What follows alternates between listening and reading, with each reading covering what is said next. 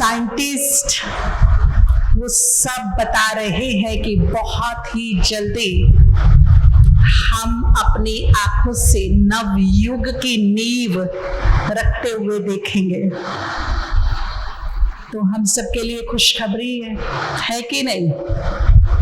दूसरी खुशखबरी ये है, साइंटिस्ट ने डिक्लेयर किया है कि जो प्रकृति के 5 तत्व है ये अपनी मूलभूत स्थिति में आ रही है। अभी आपने देखा होगा 2023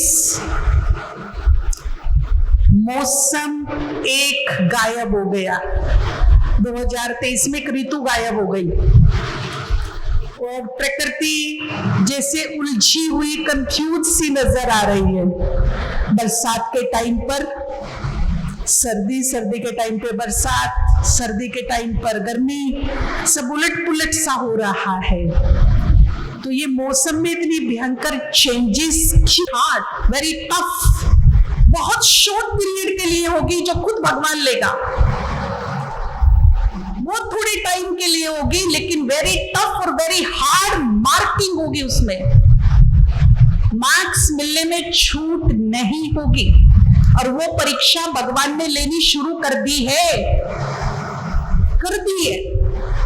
क्या इरादा है आप सभी का? फेल की पास देख लो, एक बार ना पूरा शेक कर देगा, ऐसा लगेगा क्या हो रहा है।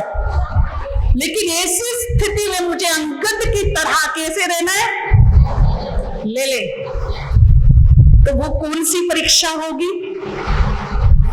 बताइए? कौन सी परीक्षा होगी? वो जो भगवान खुद लेगा, परम शिक्षक खुद वो परीक्षा लेगा जी। मेरे निश्चय की परीक्षा ये होगी भगवान की ओर से परीक्षा। वो देखेगा इनका मेरे ऊपर निश्चय कितना है, और जो निश्चय बुद्धि होंगे वो कल्प कल्प के विजयी भाव के वरदान के पात्र बन जाएंगे। और जिनको डाउट आ जाएगा, जो संशय बुद्धि होकर हिल जाएंगे, वो कल्प कल्प की बाजी क्या कर देंगे? क्या कर देंगे? मैं डरा नहीं रही हूं लेकिन अवेयर कर रही हूं। वो मेरे साथ नहीं होगा, सबके साथ होगा। ये फाइनल है, तैयार हो जाइए इस परीक्षा के लिए, ठीक है ना? वैसे तो हम भगवान को चैलेंज नहीं कर सकते और करना भी नहीं, उससे पंगा बिल्कुल मत लेना, ठीक है ना? वो शांति से बैठे, ठीक है। हम उसको जाके छेड़ दे कि भाई हम तेरे को चैलेंज करते, बुला जा, है ना? उसको कभी भी ऐसा चैलेंज नहीं करिएगा। लेकिन यदि बात मेरे विश्वास की है, यदि बात मेरे निश्चय की है और वो भी उस पर, तो क्या मैं उसको चैलेंज कर सकती हूँ उस मामले में? सन्नाटा छा गया, क्या बात है? ना हाँ ना। अगर बात मेरे विश्वास की भगवान के ऊपर, तो क्या मैं भगवान को अपने विश्वास को लेकर उसे चैलेंज कर सकती हूँ, उसे चुनौती दे सकती हूँ जी? किस किस में इतनी ताकत? हाथ खड़ा करिए। इतनी ताकत किस किस में है जो हम भगवान को निश्चय के लिए, विश्वास के लिए चुनौती दे डाले? हमने तो दी है, हमने दी है, मैंने तो दी है। आपका क्या हाल चाल है बताइए? वैसे मामलों में चुनौती मत देना, लेकिन यदि बात मेरे विश्वास की है, बात मेरे निश्चय की है, तो अंगद की तरह आंख में आंख डालकर चुनौती दे डालो उसको।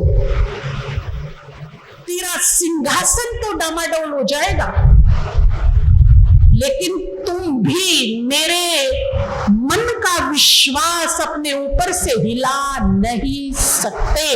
तू मेरा था, मेरा है और मेरा ही रहेगा। तू हिला के देख ले, कर सकते ये चुनौती? हाँ या ना? कर डालो फिर, आज कर डालो, ठीक है ना? कर डालो। तो देखिए, कोई भी चीज जब हम देंगे तो निश्चय के आधार पर देंगे। आज मैं आपसे बताऊंगी निश्चय कैसा हो भगवान के ऊपर। मैंने एक बात कही कि खुद से ज्यादा उसके ऊपर भरोसा कर सकते हैं, मैं अपने अनुभव के आधार पर बता रही हूं। खुद से ज्यादा उस पर भरोसा कर सकते हो आप। और भरोसा कैसा हो? कभी आपने एक छोटा बच्चा देखा है? एक छोटा बच्चा, आप भी छोटे थे, तो कभी वो इतना इरिटेट हो जाता है बच्चा, ना खाता ना खिलौने से मानता, तो फिर एक प्रक्रिया शुरू की जाती है उसको हैप्पी करने के लिए। ना क्या करते हैं? उसको हवा में उछालते हैं, और जितना उसको हवा में उछालते हैं ना, वो उतना ही हैप्पी होता है, खुश होता है, एंजॉय करता है। और उसकी मनसा रहती वंस मोर वंस अगेन, नहीं, करते रहो, मजा आता है उसको। आपको पता है कि एक तरफ रिस्की सिचुएशन है, अगर बच्चा हाथ में से 1% छूट जाए तो सोच सकते क्या होगा? चांस है, रिस्की सिचुएशन है, परंतु रिस्की सिचुएशन को वो भरपूर एंजॉय कर रहा है। किसके बलबूते? किसके बलबूते? उसे भरोसा है, उसे भरोसा है उन हाथों पर जिन हाथों में वो, उसे पता है कुछ भी हो जाए ये मुझे गिरने, बस ऐसे छोटे बच्चे जैसा भरोसा ऊपर वाले पे हो जाए। जो तीनों लोगों को थामे बैठा है वो मुझे भी गिरने नहीं देगा, बशर्ते मैं उसके हाथों में खुद को, अपने आप को क्या कर दूं? सौंप दो। और फिर देखिए कि वो किसी भी हालत में आपको गिरने नहीं देगा। हिलेगा डुलेगा पर गिरने ये तय है, ये गारंटी है। सौंप दीजिए।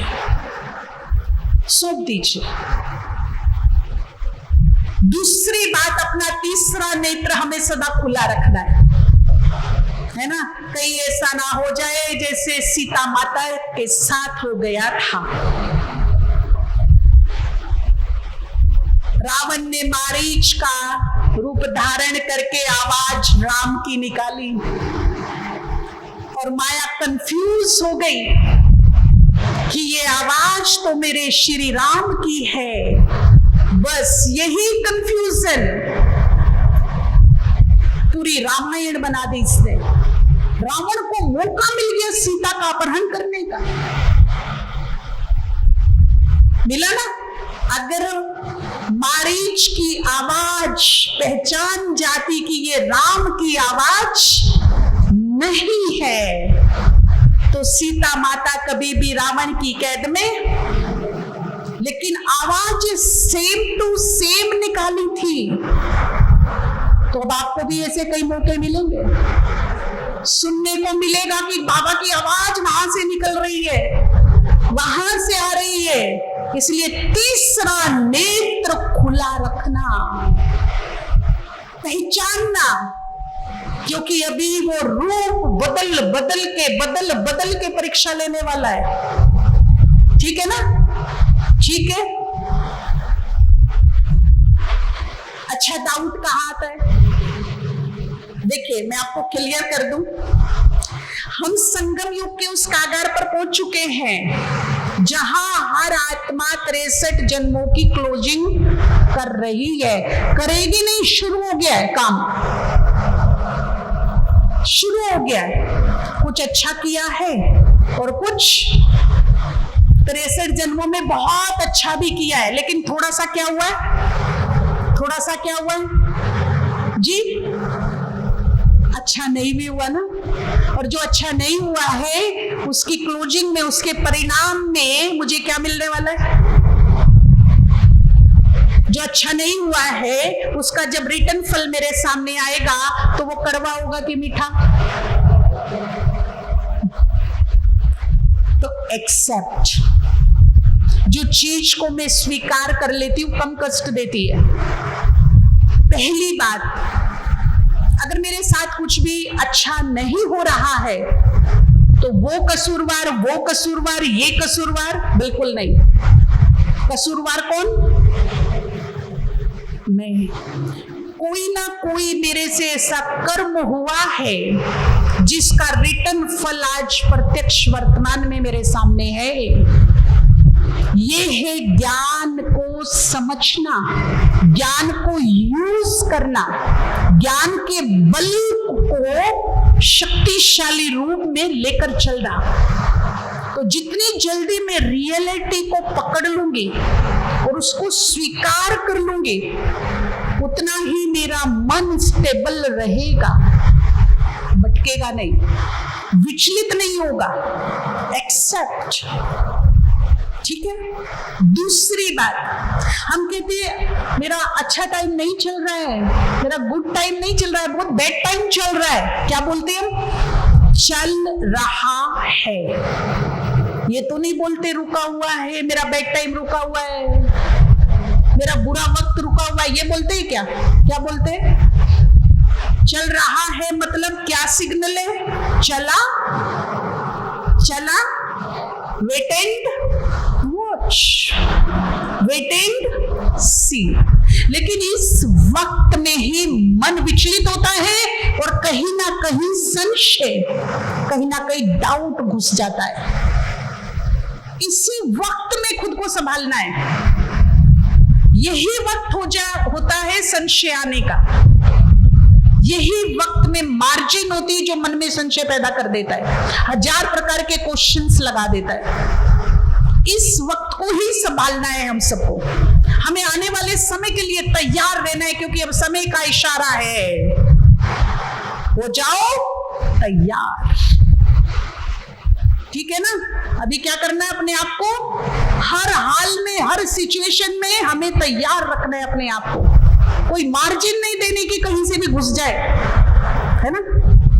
अब देखिए, मैं अपनी एक अनुभव सुनाती हूँ। संशय किससे आता है? हम छोटे थे, कॉलेज पढ़ते थे, हमारे एग्जाम चल रहे थे, विलेज में रहते थे। हमें बस स्टैंड आना होता था 1 किलोमीटर के आसपास पैदल। बस स्टैंड से हमें बस मिलती थी, फिर बस आधा पौना घंटे के दूसरी बस आती थी, फिर आधा पौने घंटे के बाद तीसरी बस आती थी। तो हमें पहली बस पकड़नी थी, क्योंकि हमारे एग्जाम थे, हमें टाइम पे पहुंचना था। टाइम पे हमें पहली बस पहुंचा सकती थी। थोड़ी से लेट हो गई किसी कारणवश। 1 किलोमीटर, जितनी शरीर में ताकत थी उतनी ताकत लगाई, खूब तेजी से दौड़ा, पूरी तेज से रेस लगाई, भागे, दौड़े। और मैं बताऊं, मुझे मेरे जीवन में वो दिन ऐसा था कि हर सांस में बाबा बाबा बाबा, मदद करना बाबा, बस रोक देना बाबा, मेरा एग्जाम छूट जाएगा, मेरा साल खराब हो जाएगा, मेरी हेल्प करना बाबा। कोई सांस ऐसा नहीं निकल रहा था जिसमें मैंने बाबा को पुकारा ना हो। लेकिन जब बस स्टैंड पे पहुंची तो मेरी ही आंखों के सामने से कुछ सेकंड पहले बस निकल गई। अब मेरे पैरों तले की जमीन खिसक गई। अब होगा क्या? सिर में से पसीने बह रहे थे। और उस दिन मैंने बाबा को जो सुनाई ना, काहे का भगवान, इतनी सी नहीं सुन सकता? अरे पत्थर को बोलती वो भी काम कर देता इतना। तो क्या बहरा है क्या? सुनता नहीं है क्या तुमको? मेरा पेपर, मेरा एग्जाम क्या होगा? इतनी कुछ भी नहीं, बाबा को सुनाई जा रही। इतने में एक एम्बेसडर कार आती है, वो हमारे पहचान वाले की थी। कहा क्यों खड़े हो? मैंने कहा बस निकल गई। आंखों में आंसू थे, हाँप रही थी। तो बोला चलो बैठो, मैं उधर ही जा रहा हूँ, कॉलेज में छोड़ दूंगा आपको। अब जैसे ही मैं उसमें बैठी और बैठ करके थोड़ा सा चले, 5 किलोमीटर ही मुश्किल से चली होंगी, तो देखा कि बस का भयंकर एक्सीडेंट हुआ पड़ा है और लोगों को घायल अवस्था में, मरी हुई अवस्था में निकाल रहे हैं। जब मैंने वो बस देखी कि यही बस तो छूटी थी और इसका एक्सीडेंट हो गया यहाँ पे, तब इतनी लज्जा आई, समझ में नहीं आ रहा था कि भगवान को मुंह कैसे दिखाऊं। वो कितनी बेस्ट प्लानिंग कर रहा था मेरे लिए, मेरे बचाव के हर संभव प्रयास कर रहा था, मेरे शुभ के लिए प्रयास कर रहा था, और मैं अल्प बुद्धियों से गाली दे रही थी नीचे खड़ी होकर, क्योंकि जो उसे दिख रहा था वो मुझे नहीं दिख रहा था। इसीलिए आज मैं आपको अपने अनुभव के आधार पर कहना चाहूंगी, अपनी और अपने बच्चों की प्लानिंग उसके हाथ में सौंप दो। रोज सुबह उठने से पहले और शाम को सोने से पहले उसको बोलिए, मेरी और मेरे परिवार की प्लानिंग तुम कीजिए। मेरी प्लानिंग रॉन्ग हो सकती है क्योंकि मैं वर्तमान में जी रही हूं, जो बीत गया वो पता नहीं, जो आने वाला है उसकी खबर नहीं, कहां हूं आज। और जिसको मैंने प्लानिंग करने को दिया है वो कौन है? वो मेरा भूत, भविष्य, वर्तमान तीनों को देख सकता है, और तीनों को देख करके फिर वो डिसाइड करेगा कि जो मांग रही है वो नुकसानदायक है, जो मैं देने वाला हूं वो फायदे में है। और फिर मैं क्या करती, जो मैं मांग रही हूं वो नहीं मिलता। ऐसे ही है सब बाबा, है ना, ऐसे ही है सब बाबा। वहां भी जाके देख लिया, यहां भी देख लिया, कुछ होता नहीं, कुछ होता नहीं है। पहली बात, अगर मेरी कर्म गति चल रही है और वो भी नेगेटिव, तो मैं आपको खुले स्पष्ट शब्दों में बता देती हूं कि बाबा साक्षी हो जाएगा। अब सोचो कि कर्म भोग मेरे हैं और बाबा आड़े आ जाए, बिल्कुल नहीं आएगा। क्यों नहीं आएगा? क्यों नहीं आएगा? ब्रह्मा बाबा को कुछ होता था तो बाबा क्या बोलता है, बाजा लिया बजा लूंगा कैसे भी, है ना, तेरा भाड़ा दे दूंगा पर तू अपना भोग ले अपने आप। विधाता है वो, विधान बनाई है उसने इस सृष्टि के, पक्षपात नहीं कर सकता। अब ऐसा तो नहीं कि जज चाहे वो सुप्रीम कोर्ट का हो और उसका लाडला बच्चा मर्डर कर दे तो रूल रेगुलेशन और संविधान बदल जाएंगे उसके लिए? बदलेंगे क्या? जज का बच्चा है वो, बदलेंगे? बदल देगा क्या? जो आम व्यक्ति के लिए रूल रेगुलेशन कानून है वो उसके बच्चे के लिए भी है। यही विधान है, यही विधान की श्रेष्ठता है, यही उस विधाता की श्रेष्ठता है कि पक्षपात नहीं, समभाव। तो फिर वो करता क्या है? करता क्या है फिर वो मेरी लाइफ में? भाई मुझे मेरे कर्म का फल भोगना है, इसलिए विद्वानों ने कहा कि कर्म ही पूजा है। आप अच्छे कर्म कीजिए, अच्छा फल मिलेगा, बुरे करोगे बुरा मिलेगा, इसलिए कर्म ही पूजा है। कर्मों पे ध्यान दीजिए, क्योंकि भगवान तो इंटरफेयर नहीं करता। तो फिर भगवान का रोल क्या है मेरी लाइफ में? भगवान का रोल क्या है मेरी लाइफ में फिर जी? जब कर्मों का ही अच्छा बुरा फल मुझे मिलने वाला है, भगवान कर्म गति में इंटरफेयर नहीं करता, तो फिर रोल क्या है भगवान का मेरी लाइफ में? बताइए, क्यों मान रही हूं मैं उसको? क्यों हाथ पकड़ा है मैंने उसका? भाई किसी के पास तो जवाब होगा जी, आप बताइए। हैं? कोई नहीं पता?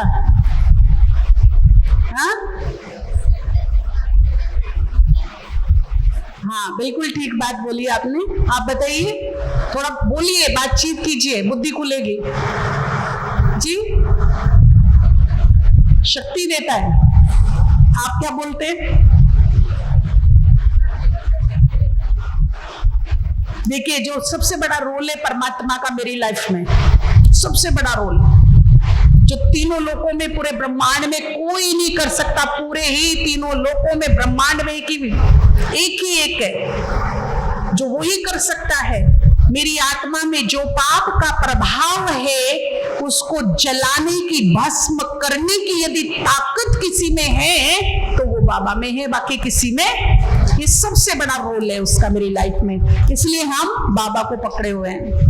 दूसरी बात, वो इतना शक्तिशाली है कि यदि मैं उसके सम्मुख, उसके सानिध्य में जाती हूं तो मेरी आत्मा की ताकत बढ़ती है। यूं कहिए कि आत्मा का स्टैमिना बढ़ जाता है। ये छोटी सी बच्ची बेटी है, मैं उसको कहूं कि 5 किलो का बोझ लेकर के 1 किलोमीटर चली है तो चल पाएगी क्या? क्यों नहीं चल पाएगी? क्योंकि फिजिकली स्टैमिना नहीं है। जब ये बच्ची 25 साल की हो जाएगी तो शायद 10 किलो भी ले जा सकती है, तब उसका फिजिकल स्टैमिना उस लायक है। तो कलयुग के अंत में हम सब आत्माओं का स्टैमिना कैसा हो गया है? डाउन। इसलिए छोटी सी बात का बोझ भी बहुत बड़ा बोझ लगता है मुझे। उस बोझ को भी उठाने की ताकत नहीं है मुझ में। लेकिन जब मैं सर्वशक्तिमान के सानिध्य में जाती हूं, जब उसके शक्तिशाली वाइब्रेशन मेरी आत्मा में आते हैं, तो आत्मा क्या बन जाती? धीरे धीरे पावरफुल। और फिर बड़ी बड़ी बात भी मेरे लिए क्या होती है? क्या होती है? ऐसे सोल्व हो जाएगी, ऐसे। पहले क्या था कि छोटी बात भी मन को क्या करती थी? बोझिल करती थी। और अब बड़ी बात भी मन को क्या करती है? अच्छा लड़ोल रखती है। तो ये दूसरा रोल है परमात्मा का, कि वो मेरी आत्मा के स्टैमिना को पावरफुल करता है, बढ़ाता है। जो कोई भी दूध, प्रोटीन, विटामिन, कोई भी खुराक, कोई भी डोज नहीं कर सकता, उसे कौन करता है? परमात्मा करता है। ठीक है ना? तीसरा क्या है? बाबा ये समस्या आ गई, बाबा मुझे पास करा देना ना, है ना? बाबा मेरा ये काम करा दो ना, बाबा ये विघ्न हटा दो ना। अच्छा देखिए, एक छोटा सा बच्चा है ना, उसे कॉकरोच दिखा और वो चीख मार के आया और मम्मी की गोद में छुप गया। तो मम्मी भी उसे, नहीं बेटा कुछ नहीं है, मम्मी है ना, मम्मी है ना, डरो मत, है? समझना मेरी बात को। वो बच्चे जब 25 साल का हो जाता है, फिर वो कॉकरोच को देखता है, फिर डर के भाग के मम्मी की गोद में छुपता है, तो मम्मी क्या बोलेगी? अरे शर्म नहीं है तेरे को? कॉकरोच से डरता है, बड़ा हो गया अभी तुम, बच्चा थोड़ा ही है, बोलेगी ना। हर माँ बाप अपने बच्चे को क्या देखना चाहता है? स्ट्रॉन्ग। 25 साल का बच्चा डर के माँ की पल्लू में छुपे, ये किसी भी माँ को, बाप को पसंद उसको होगा? एक छोटी सी बात आई नहीं, बाबा के पीठ के पीछे छुप के बैठ जाते, बाबा बाबा बाबा बाबा, तो बाबा क्या कहेगा? ए सर्वशक्तिवान की संतान हो तुम, छोटी सी बात से डर गए। कैसा लगता होगा उसको? कैसा लगता होगा? इसलिए अब हम अपनी लैंग्वेज चेंज करें, काम उसी से ही करवाएंगे पर भाषा चेंज करेंगे। हम भी तो बुद्धिमानों के बुद्धिमान की संतान है, तो बुद्धि को इस्तेमाल कीजिए ना। अब अर्जुन ने कैसे इस्तेमाल किया था? सारे हथियार, सारी सेना दुर्योधन ले गया, अर्जुन के हाथ क्या लगा? श्री कृष्ण। और वो भी अनाउंस कर दिया अगले ने, देख अर्जुन तेरा कर्म धर्म युद्ध है, पूरे ही युद्ध में मैं अस्त्र शस्त्र नहीं उठाऊंगा, यानी कि तेरी कर्म गति में मैं इंटरफेयर। बाबा भी यही बोल रहे हैं, अर्जुन को भी यही बोला गया था। फिर भी अर्जुन ने चुनाव किसका किया था? किसका चुनाव किया था? और क्या कहा था उसको? भले ही तुम अस्त्र शस्त्र मत उठाना, लेकिन मेरे साथ आकर के खड़े हो जाओ, मेरे साथी बन जाओ, मेरे सारथी बन जाओ, बाकी युद्ध तो मैं लड़ लूंगा फिर अपने आप। ये सबसे बड़ी बुद्धिमत्ता थी पांडवों की,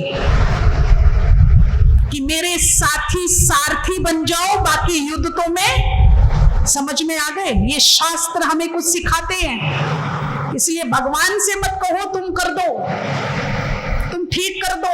भगवान को क्या बोलो? ठीक तो हम कर लेंगे, निपट लेंगे, बस तुम क्या करो? अपनी छत्र छाया हम पे बनाए रखो, हमारे साथ आकर खड़े हो जाओ, हमारे साथी बन जाओ। और आप सोचिए, जिसके नाम के जपने मात्र से विघ्न खत्म हो जाते हैं। आजकल महामृत्युंजय जो शिव का ही एक नाम है, उस पे काफी रिसर्च चल रही है हॉस्पिटल में, क्रिटिकल पेशेंट के ऊपर। और रिजल्ट ये है कि जहां महामृत्युंजय जाप हो रहा है वहां क्रिटिकल पेशेंट में काफी सुधार हो रहा है। तो आप सोचिए, जिसके नाम में इतनी ताकत है, अगर वो खुद मेरी बाजू में आके खड़ा हो जाए तो किसकी ताकत है कि कोई मेरी बिगाड़ दे? है किसी की ताकत? उसका ओरा, उसका आभामंडल, उसका साथ ही मेरी ताकत है सबसे बड़ी। इसलिए तू कर दे, तू कर दे, तू कर दे, छोड़ दोगे ना, क्या बोलो, कर तो मैं लूंगी, बस आप साथी सारथी बन जाओ मेरे। साथ में बुलाइए उसको, साथ में खड़ा रखिए उसको, और वो आता है साथ निभाने। आपको मैं बताऊं, सुनामी आई थी श्रीलंका में, साउथ में, कहीं चेन्नई वगैरह के साइड में आई थी ना कुछ साल पहले सुनामी। एक सत्य घटना सुनाती हूं मैं आपको। श्रीलंका में जब सुनामी की ऊंची लहरें आई तो पास में एक माता जो ज्ञान में चलने वाली थी, होटल में रुकी थी अपनी फ्रेंड के साथ। उसने लहरों को आते हुए देखा और थोड़ी ही देर में उसने देखा कि ये होटल के उस फ्लोर को टच कर रही है जिसमें हम हैं। उसने अपनी फ्रेंड का बहुत प्यार से, उनको लग रहा था अब हम जाएंगे, तो दोनों ने एक दूसरे को हक किया, साथ में मर जाएंगे क्योंकि अब बचने का कोई चांस नहीं है। फ्रेंड उसकी नॉन बीके थी, वो बाबा की निश्चय बुद्धि बच्ची थी। एक ही झटके में एक लहर आई ऊंची और उन्हें सागर के अंदर ले गई। जब सागर के अंदर ले गई, शिव पिता को अब याद करो, मुक्ति धाम तुम्हें जाना है। अपने तो कर्मों के बरकार ही सतयुग में तुमको आना है। शिव पिता को अब याद करो।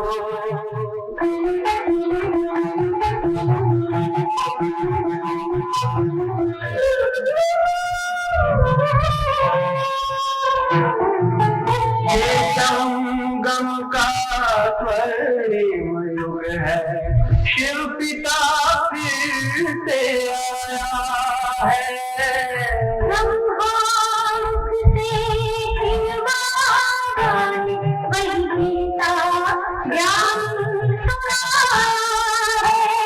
कलयुग का अंत अब आया है, विकराल विनाश खड़ा आगे।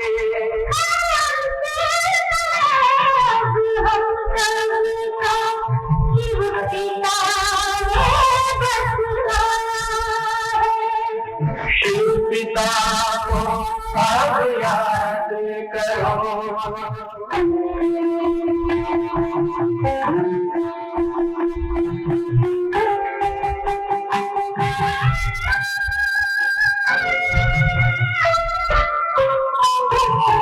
पांडव शिव शक्ति सेना की रणभेरी अब फिर बजती है।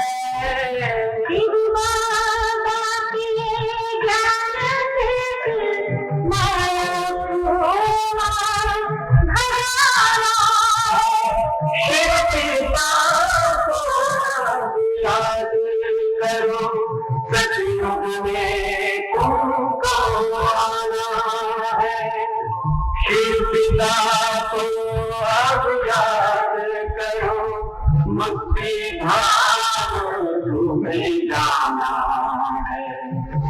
अपने कर्मों के बरपार ही सतयुग में अब तुम्हें आना है।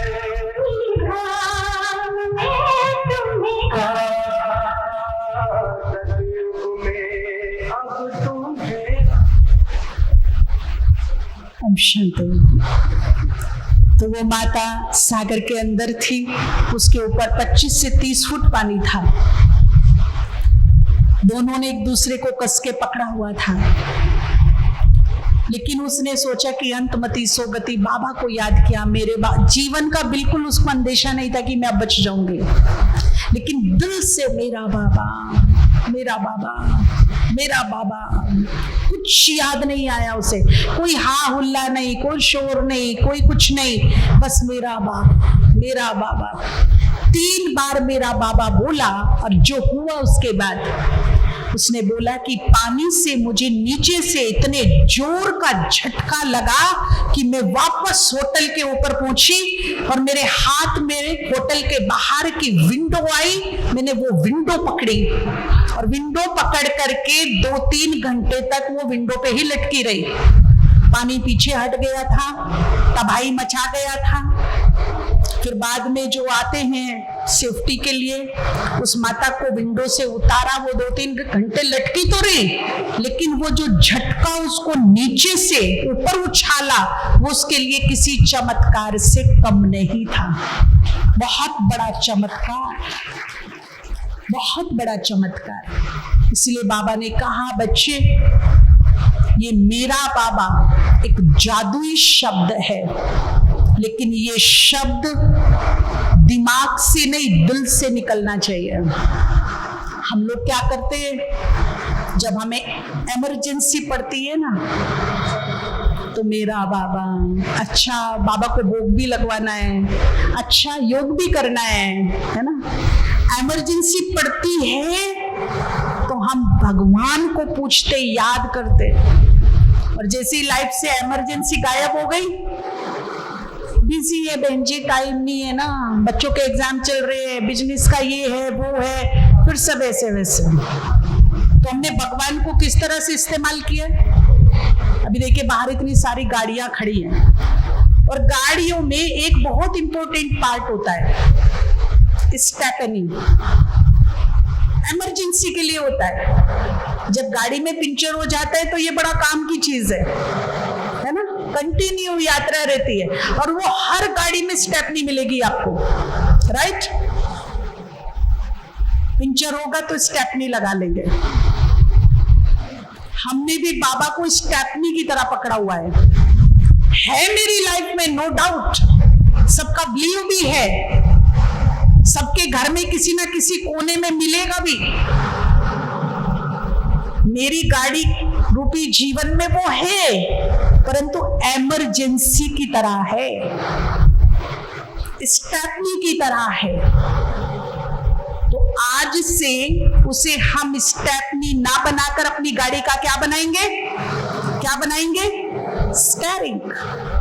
मेरी गाड़ी चले ही उससे, स्टीयरिंग बनाइए। और जो उसको अपनी गाड़ी का स्टीयरिंग बना लेगा तो उस गाड़ी में कभी पंचर होगा, क्या होगा। इसीलिए बागडोर किसके हाथों में सौंपनी है, क्या बोलना है, मेरी और मेरे परिवार की प्लानिंग, मेरी और मेरे परिवार की प्लानिंग। मेरी प्लानिंग रोंग हो सकती है, लेकिन आपकी प्लानिंग कभी भी। और उसको काम दे करके थोड़ा सा वेट कीजिए। देखिए आप कोई भी बीज बोते हो, इमीडिएट उग जाता है क्या, या थोड़ा सब्र करना पड़ता है, थोड़ा टाइम लगता है उसको उगने में, है ना। तो इसी तरह से बाबा को संकल्प लीजिए, फिर वेट एंड वॉच, थोड़ा पेशेंस रखिए। ये जो हम पेशेंस नहीं रखते ना, यही गड़बड़ करते हैं। दूसरा कारण है संशय आने का। संशय कब आता है, जब पेशेंस, जब धीरज खत्म हो जाता है, ठीक है ना। और एक बात और सुन लीजिए, जो अब वर्तमान समय में पेशेंस नहीं रखेगा, वो बहुत जल्दी क्या बनेगा, पेशेंट। इसीलिए बाबा को एक गीत बहुत अच्छा लगता है, आप भी सुनते हो उस गीत को, तीसरे चौथे दिन, हफ्ते में एक बार तो सुन ही लेते हो। धीरज धर मनवा, धीरज धर, तेरे सुख के भरे दिन, तेरे सुख के भरे दिन। अच्छा, धीरज का फल कैसा होता है, फिर खाने में क्या आपत्ति है, कड़वा तो नहीं होगा ना। जब धीरज का हर हाल में परिणाम मीठा मिलने वाला है, तो फिर इसे अप्लाई करने में क्या प्रॉब्लम है क्या? अगर कुछ लाइफ में ऐसी सिचुएशन आ जाए या चल रही है, तो सबसे स्ट्रॉन्ग इस दिव्य गुण को अप्लाई कीजिए। धीरज लाइए अपने अंदर, जिसको कहते हैं सब्र का फल मीठा होता है। इस सब्र को बढ़ाइए अपने अंदर और भगवान का हाथ और कस के पकड़िए, कस के, छोड़िए मत, ढीला मत कीजिए, बल्कि और क्या करिए, अगर योग 1 घंटा करते हैं तो आधा घंटा और बढ़ा दीजिए, अगर पुण्य 2 करते हैं तो 4 कर दीजिए। क्यों? क्योंकि पाप के प्रभाव ने फना उठाया है, पुण्यों का डाउन जा रहा है, तो इमीडिएट उस पाप के प्रभाव को काटने के लिए किसकी जरूरत पड़ेगी? पुण्यों की।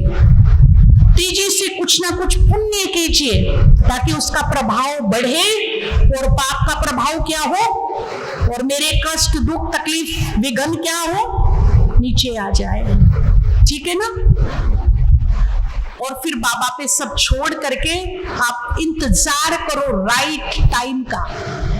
कभी कभी क्या होता है ना हमारी लाइफ में, जब कर्म गति नेगेटिव चल रही होती है, तब समय हमारे लिए उचित नहीं होता कोई शुभ कार्य के लिए।